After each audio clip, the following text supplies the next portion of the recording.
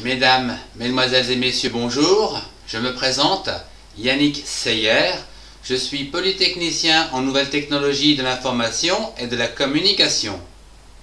Aujourd'hui, je voudrais vous présenter un cours de chimie sur les orbitales atomiques, à savoir les orbitales S et les orbitales P. Excellent cours à tous.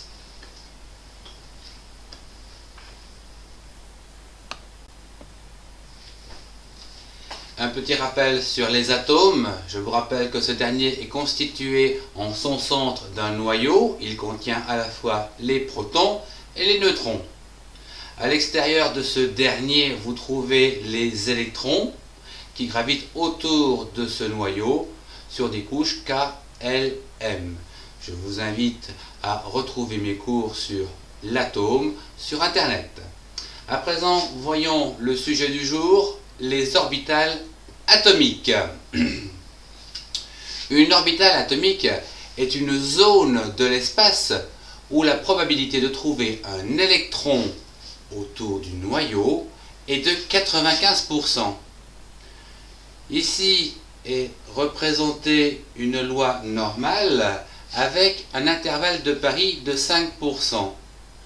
C'est-à-dire que l'on cherche l'électron donc qui va se situer dans 1 moins alpha, c'est-à-dire à 95% de chance de le trouver dans cette zone, ou du moins dans cet espace. On admet que la probabilité de présence de l'électron est donnée par le carré de l'amplitude de l'onde associée, à savoir le dp pour la probabilité est égal au carré de l'onde associée sur x, y, z par dv.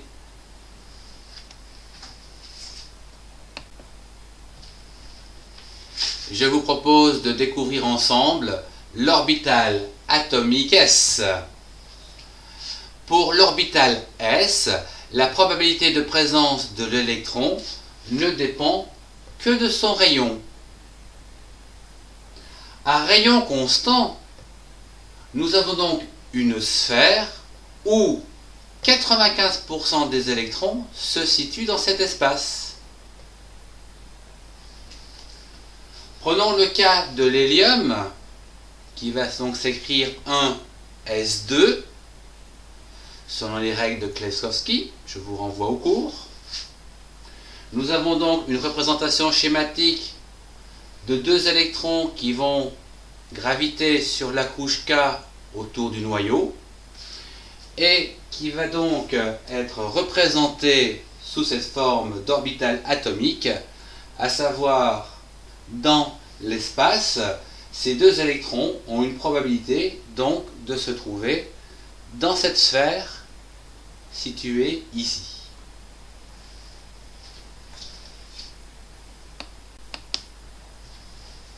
Je vous propose à présent de découvrir les orbitales atomiques P. Pour les trois orbitales P et plus, la probabilité de présence de l'électron dans l'espace est fonction à présent des directions, à savoir x, y et z. Je vous rappelle que pour passer aux orbitales atomiques P, l'orbitale atomique S doit être saturée, à savoir N étant la couche, S 2, c'est-à-dire 2 électrons donc pour cette couche. Voyons donc la première orbitale P qui se situe dans la direction des X, dans laquelle nous allons pouvoir y mettre un ou deux électrons. Toujours dans cette couche N, nous allons donc avoir un P dans l'axe des X avec un ou deux électrons. Sa représentation sera comme celle-ci dans l'espace.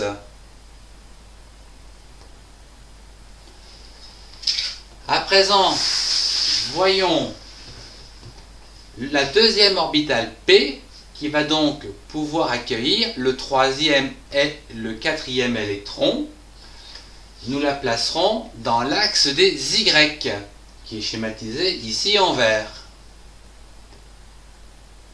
Puis, le troisième P, troisième et dernier P, qui lui pourra accueillir le cinquième et le sixième électron, dont la probabilité pourra donc être trouvée sur l'axe des Z, ici. Voilà, qui est dessiné en rouge.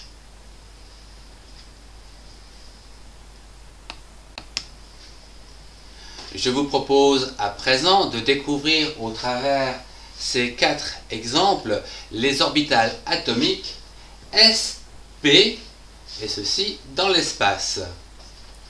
Le premier atome choisi est le beryllium, qui contient 4 protons, c'est-à-dire 4 électrons. Nous pouvons donc l'écrire sous cette forme, un S2, 2 S2. À savoir, ici nous avons bien nos 4 électrons, et dans la couche externe, nous avons bien une orbitale S qui contient 2 électrons. Cette orbitale, nous l'avons vu tout à l'heure, est de type sphérique, c'est-à-dire que la probabilité 95% de trouver les électrons se situe dans cette sphère.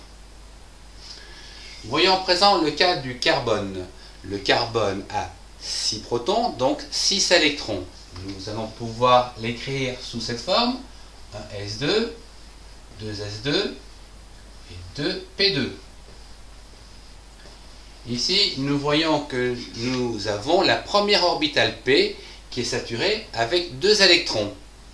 Nous avons donc dit que les orbitales P se situent, les premiers orbitales P se situaient sur l'axe des X. Voilà. Donc la représentation dans l'espace va être comme ceci, c'est-à-dire que la probabilité pour trouver les électrons dans l'espace va être représentée de cette façon. À présent, voyons l'oxygène qui lui possède 8 protons, c'est-à-dire 8 électrons. Donc nous avons ici toujours un S2, 2 S2, et attention, ici on a 2 P4. Donc nous avons donc une saturation du deuxième P. Nous savons que le premier P se situe donc sur l'axe des X et que le deuxième P, lui, se situe sur l'axe des Y. Voilà. Et nous allons donc avoir, donc ici, actuellement pour l'oxygène, la probabilité de trouver les électrons de l'oxygène se situe dans un espace comme celui-ci. Je voudrais finir par le néon qui possède lui 10 protons, c'est-à-dire 10 électrons. C'est-à-dire que ici, toutes les couches, la première couche sera entièrement saturée, la deuxième couche également. Donc, un S2, 2 S2 et 2 P6. Voilà donc ici le troisième P qui sera donc aligné, ou du moins dans la direction des Z.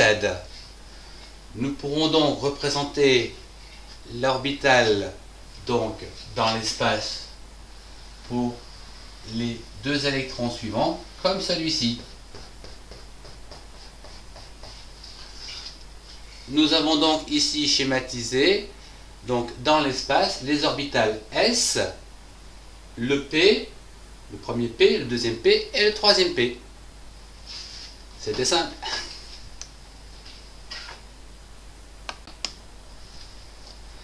Ce cours de chimie était spécialement dédié aux orbitales atomiques S et P. Je vous remercie de votre attention. Au revoir, à bientôt pour un prochain cours.